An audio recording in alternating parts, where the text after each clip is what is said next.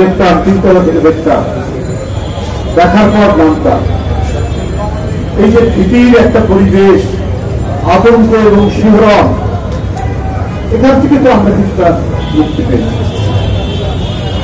Doctor Yunus সাহেবের নেতৃত্বাধীন এই অন্তর্বর্তীকালীন সরকার, এই সরকার আরো যে কাজগুলি মানুষের কাছে আস্থার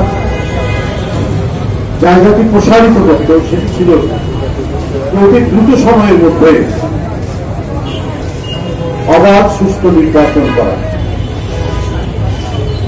অবাধ সুষ্ঠু নির্বাচনের বিষয়ে কোন উপদেষ্টা বলছেন যে এত তাড়া কিসে, এত তাড়া তো না। শেখ হাসিনা অনেক লম্বা করেছেন, 15 বছর লাগিয়েছে। আপনারা যদি তাদের সাথে আরো অনেক বছর যোগ করতে চান, তাহলে তো জনগণের মধ্যে প্রশ্ন দেখা দেবে যে পার্থক্যটা কোথায়। অনেকে বলছেন বিএনপি ক্ষমতা যাওয়ার জন্য ব্যস্ত হয়ে পড়েছে।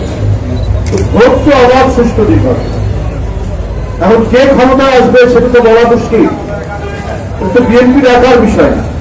বিএনপি লড়াই করেছে 15 বছর, শেখ হাসিনা জনগণের যে মালিকানা, সেই মালিকানা কেড়ে নিয়েছিলেন। অর্থাৎ একটি সরকার গঠন করার ক্ষেত্রে জনগণের যে ক্ষমতা, সেই ক্ষমতা প্রয়োগ করার কোন সুযোগ ছিল না। কে এমপি হবেন সেটা প্রধানমন্ত্রীর কার্যালয় থেকে, কে ইউপি চেয়ারম্যান হবেন সেটাও শেখ হাসিনা ঠিক করতেন, কে উপজেলা চেয়ারম্যান হবেন সেটাও শেখ হাসিনা ঠিক করতেন। যার কারণে একটি জাতীয় নির্বাচন তাদের আমাদের জীবনে হয়েছে।